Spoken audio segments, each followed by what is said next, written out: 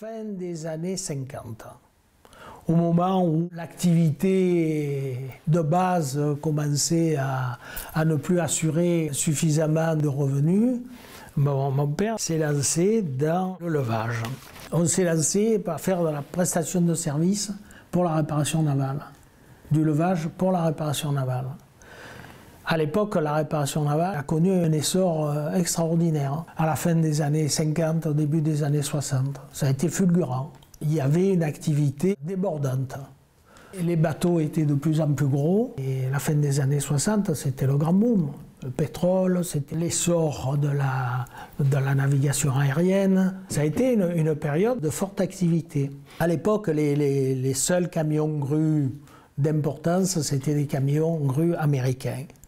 Et l'entreprise a acheté des camions grues américains. L'entreprise a investi dans des grues mobiles, pour faire de la manutention et du levage. Elle permettait d'intervenir pour manutentionner les réparations à bord des bateaux, notamment les pièces dans les machines, etc.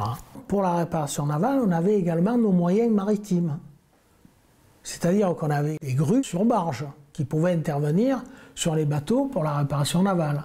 On avait des pontons flottants. On avait également les grues terrestres. Et dans cette activité de levage, mon père a été le premier à investir dans des grues à tour à volet variable. Ça permettait de réduire la portée, c'est-à-dire la distance qu'il y a entre l'axe de rotation de la grue et la charge à lever. C'est la portée. Au plus la portée est grande, au plus la capacité diminue.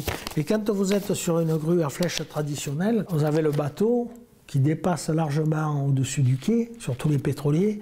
Quand vous avez la flèche de la grue, elle vient à la limite du bord, du bordé du navire.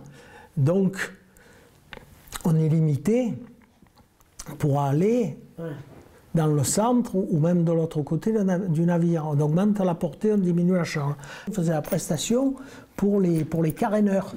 Parce qu'on a été les premiers à avoir des grues à flèche, ce qu'on appelle la flèche télescopique. On a été la première entreprise à avoir une grue, c'était en 1968. Et après ces grues à flèche télescopique, j'ai eu l'idée de faire des nacelles, mettre en bout des espèces de paniers fixés sur la tête de la grue, dans lequel montait du personnel pour faire le carénage des bateaux.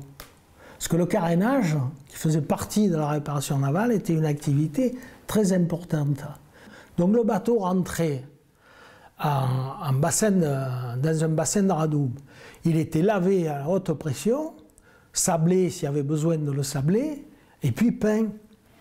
Et au lieu d'utiliser des échafaudages qui sont longs à déplacer, à manipuler, où à l'époque on avait des grues à câble, le panier était pendu au crochet avec sa balance et tout, là il y avait la grue avec la flèche télescopique qui mettait le panier et qui suivait, le grutier avait de l'expérience et il suivait le travail du caréneur. En même temps, il suivait le travail du caréneur. Il y avait tellement de bateaux à une époque que les bateaux étaient en double sur la digue du large. Vous aviez un endroit qui était réservé à la réparation navale, aux bateaux à flot à Marseille, c'était la digue du large. Il y avait des bateaux qui étaient là tout le long. Il y avait des bateaux dans les formes de radoub, et toutes les petites formes de radoub.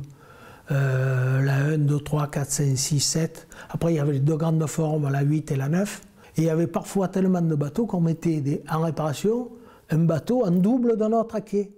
Donc pour atteindre ce bateau, il fallait mettre une grue à bord du premier bateau.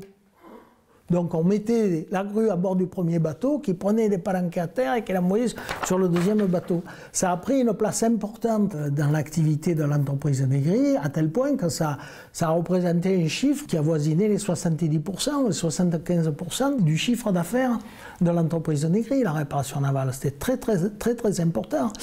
D'autant que Marseille était le premier port de réparation navale.